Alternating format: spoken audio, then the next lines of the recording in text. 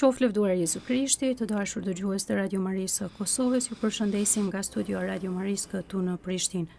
Së bashku me mua në studio është Don Simo Luliç, vikar general i Arqidioqezës së Tivarit, si dhe drejtor i Institutit Filozofik dhe Teologjik në seminarin interdioqezan në Ana e Këshillit të Mirë në Shkodër. Mirë se ke ardhur Don Simo.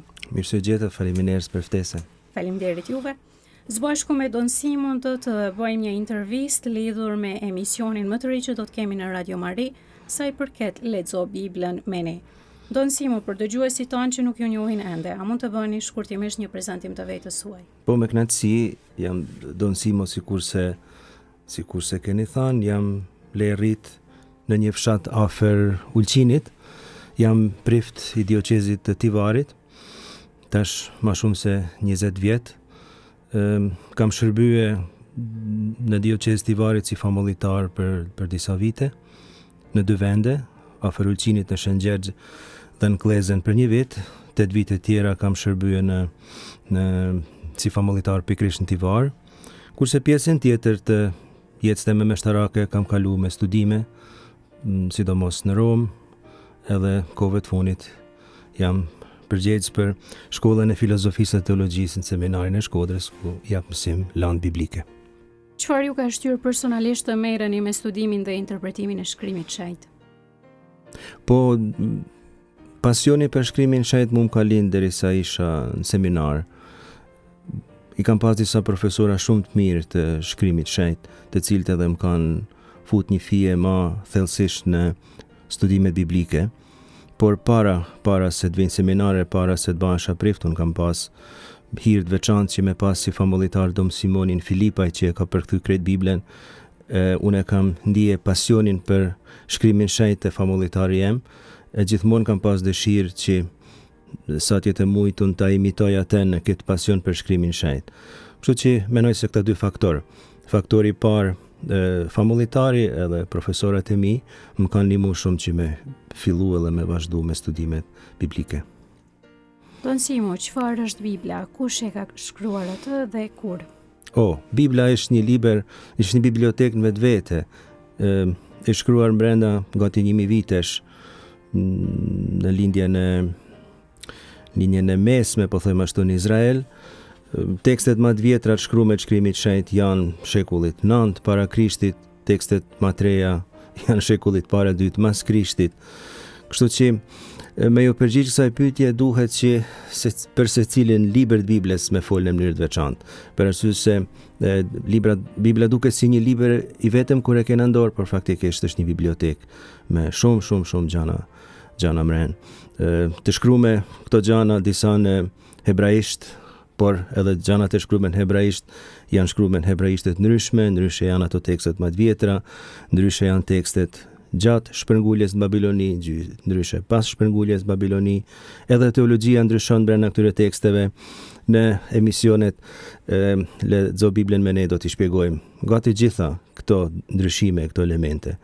Beslidhja vjetër pra përveç se në hebraisht i ka disa pjesë të shkruara në aramaisht, sidomos te libri Danielit, edhe për këtë do të flasim, kurse beslidhja e re është shkruar krejtësisht në greqisht, në të ka gjini nga më të ndryshme letrare, ka ungjij, ka letra, ka predikime, tekste me përmbajtje apokaliptike, etj. Është një pyetje të cilës është e pamujtur me u përgjigj me një përgjigje. Do të flasim për këtë gjatë emisioneve. Atëherë, cili është projekti i interpretimit të Biblës dhe kush e mbështon atë? Unë kam biseduar me disa bashkëpunëtorë të mi, me disa miq dhe studentë mi, të cilët janë përgatitur edhe të na në seminar mbi një mundësi që ti propozojmë disa mësime, na i quajmë takime biblike dhe këto ti kalojmë edhe në për radio, që sa më shumë njerëz mund t'i dëgjojnë. Ishte edhe një ëndër e imja shumë e kahershme që ta shpjegojmë Biblën sa më shumë. Qëllimi i këtij projekti që kam në zemër është thjesht mungjillizimi, që fjala e Zotit depërtoj sa më shumë e sa më larg si të njerëzit më të ri, ashtu edhe të njerëzit që janë në moshë ose që janë të smur, për cilët fjala e Zotit është një ushqim, fjala e Zotit është një ushqim për secilin njeri faktikisht. Për ne të krishterët ka një domethënie të veçantë, leximi i saj, dëgjimi i saj, meditimi i saj. Na shpresojmë unë bashkë me bashkëpunëtorët e mi që janë laik nga të gjitha trojet shqiptare, sikurse do ta shihni për këtë jam shumë krenar, do të bashkëpunojnë me ne njerëz nga Shqipëria, Kosova, Malizi, por edhe Amerika, Australia, Italia, vende tjera, të cilë do të japin kontributin e vet me leximin e shkrimit të shenjtë, me katekezat e tyre. Shpresojmë, ja besojmë Zotit këtë projekte, shpresojmë që të jetë vetëm për një qëllim, për ungjillizim, që fjala e Zotit të përhapet sa më shumë. Don Simo, nëse mundesh vetëm me na tregu edhe si do të jetë i strukturuar emisioni gjatë këtyre takimeve të lexo Biblës me ne.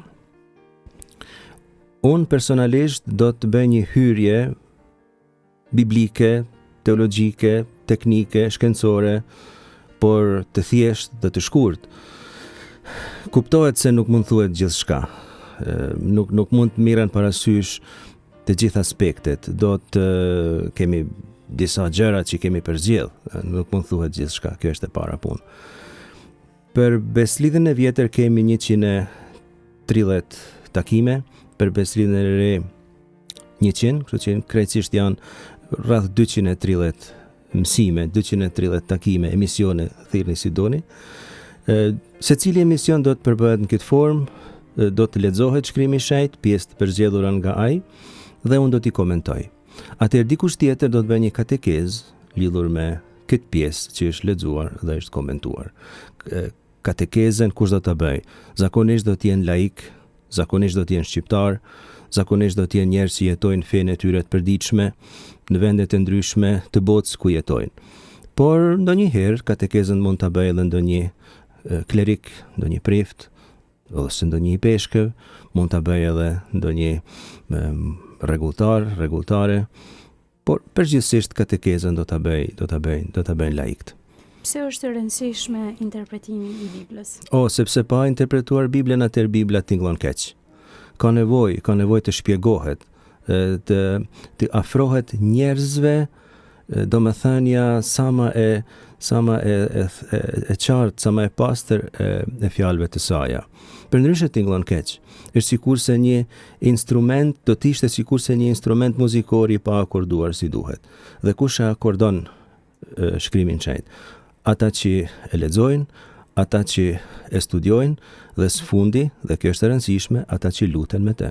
Sepse lutja, më mirë se gjithçka tjetër, e shpjegon domethënien e shkrimit të shenjtë dhe të secilës fjalë. Dhe pse është kjo kështu?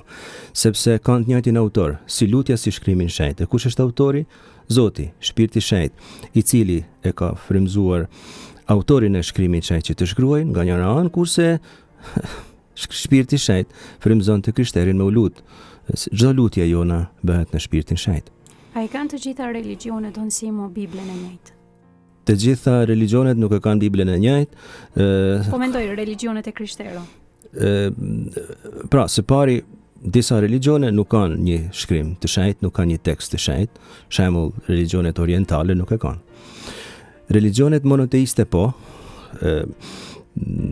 ne të krishterët kemi Biblën, muslimanët kanë Kuranin, pra kemi, ne që besojmë në një Zot të vetëm, kemi Biblën, kemi tekstin e shenjtë, ose po them Biblën ose Kuranin varësisht prej përkatësisë fetare.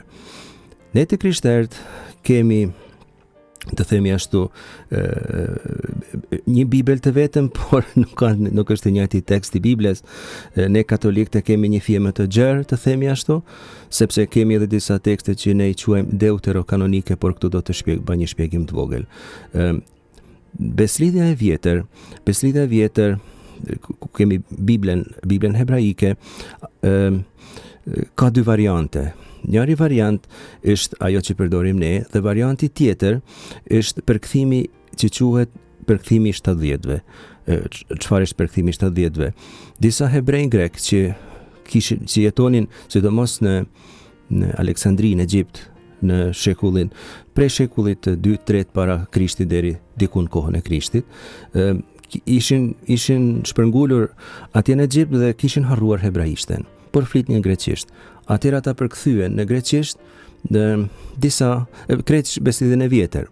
Quhet përkthimi i 70-ve, ashtu quhet. Nuk po e shpjegoj këtu sepse do të shkonte tepër larg biseda. Mirë po ata nuk i pranuan disa tekste.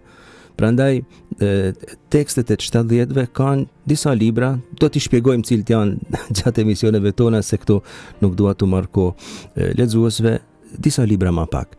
Mirë po, ortodoksit ndjekin të 70-tet. Prandaj Bibla ortodokse për shembull ka disa pjesë të Biblës më pak se sa Bibla jon. Beslidhja e re është pak a shumë njësoj. Faleminderit Simo. Cila është rëndësia e shkrimit shenjtë për një të krishterë? Pse është e rëndësishme njohja e shkrimit shenjtë? Edhe kjo është një pyetje të cilës mund t'i përgjigjemi nga pikpamje nga më të ndryshme. Shkrimi i shenjtë është ushqimi kryesor i fesë son. Ushqimi kryesor.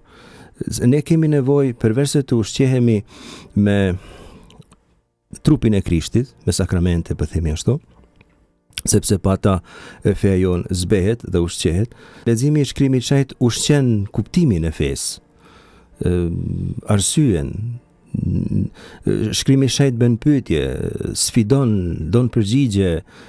Tek shkrimi i shenjtë përveç se gjejmë pyetje, gjejmë edhe përgjigje. Shkrimi i shenjtë është një burim i jashtëzakonshëm i ideve fetare, i kuptimit, i njohjes së Zotit, njohjes së Krishtit, sikurse thoshin shenjtrit e kështu me radhë. Është domosdoshme që të ushqehemi dita ditës me leximin dhe me meditimin e shkrimit shenjtë. Çfarë mesazhi kryesor do doni të përcjellni dëgjuesve tanë në lidhje me shkrimin shenjtë? Se shkrimi i shenjtë ka një element paradoksal. Faktikisht duket se është i vështirë të kuptohet dhe në shumë kuptime nuk është i lehtë të kuptohet, por nga ana tjetër është krejt i lehtë të kuptohet dhe nuk ka asnjë pjesë e saj që është aq e vështirë sa që një krishter nuk mund të kuptojë të paktën një esencë të tij që mund t'i ndihmoj atij për fe. Pra, unë do të kisha inkurajuar secilin dëgjues ton që ta lexojë shkrimin shenjtë, edhe nëse mendon se nuk e kupton, edhe nëse i duket se është vështirë, se tekstet aty janë kaq të largëta prej përvojës së tij të përditshme, kjo nuk është e vërtetë. Edhe një gjë tjetër, ne jemi priftat nga gatishmëri që të shpjegojmë njerëzve elementet të shkrimit shenjtë, që ndoshta ata mendojnë se vetë nuk mund t'i arrijnë. Lexoni sa më shumë, lutuni sa më shumë me te, dhe falënderoni Zotin për këtë dhuratë të madhe që na ka dhënë, është fjala e tij.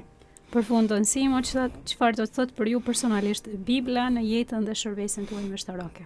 Për kjo nuk është pyetje tepër e vështirë për mua, sepse unë merrem me Bibël për ditë, shpjegoj në shkollë, shkruaj për të, lexoj për të, është jeta ime, të themi ashtu, jo vetëm fetare, por edhe si profesor i shkrimit shenjtë, është edhe ndërthojza profesioni im të lexoj, të kuptoj, të shpjegoj. Kënaqësi e madhe, është një pasion i madh, një gëzim i madh kur mund të bashkëndaj me njëri tjetrin elementet e fesë që dalin nga ky burim i pashtershëm që vjen prej tekstit të shenjtë. Faleminderit shumë Don Simo për kohën dhe për këtë intervistë që zhvilluam së bashku. Shumë faleminderit.